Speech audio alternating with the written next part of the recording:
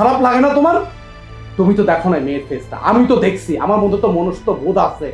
আমি তো একটা মানুষ না, আমি একটা ছেলে হয়ে আমার এত খারাপ লাগতেছে, আর তুমি একটা মেয়ে হয়ে এই নির্লজ্জ এই 2 নম্বরই ব্যবসা করতেছো, তোমার বিন্দুমাত্র খারাপ লাগে না? কেন? কান্না পাওয়ার কি আছে? শোনো, এইসব ক্রিম যারা ইউজ করে তারা একটা ব্র্যান্ড ইউজ করে না, বুঝছো? বিভিন্ন পেজ থেকে বিভিন্ন ব্র্যান্ডের জিনিস একসাথে ইউজ করে।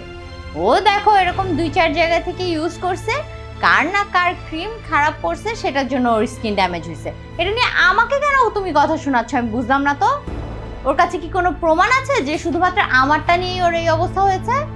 ওরা অন্য কোনো প্রোডাক্ট ইউজ করে নাই, ওরা তোমাদের প্রোডাক্ট ইউজ করছে। কম দামে দিছো না, কম দামে 2 নম্বরই কম দামে প্রোডাক্ট দিছো না, 2 নম্বরই প্রোডাক্ট ধরা দিছো, পুরো সেল করে দিছো দেশ বিদেশে।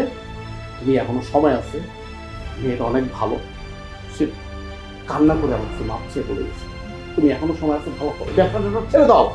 Just shut up. অনেকক্ষণ ধরে কিন্তু আমি তোমার বকবকানি শুনতেছি। হ্যাঁ শোনো, তোমার বুদ্ধি নিয়ে যদি আমি চলি না, তাহলে এত কিছু করতে পারতাম না। তাহলে ওই যে এক রুমের এক বাসা নিয়ে পড়ে থাকতে হইতো। সো তুমি আমাকে কোনো বুদ্ধি দিতে এসো না। আর কার স্কিন ঠিক থাকবে, কার স্কিন ড্যামেজ হবে, সেটা তো আমার হাতে না, তাই না? সবার স্কিনে সব কিছু স্যুট করে না। গাধার মতো কথা বলে আমার সময় নষ্ট করো না, ঠিক আছে?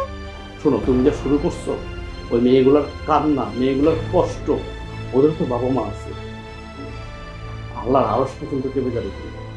তুমি এখনো সময় আছে, এগুলা বাদ দাও।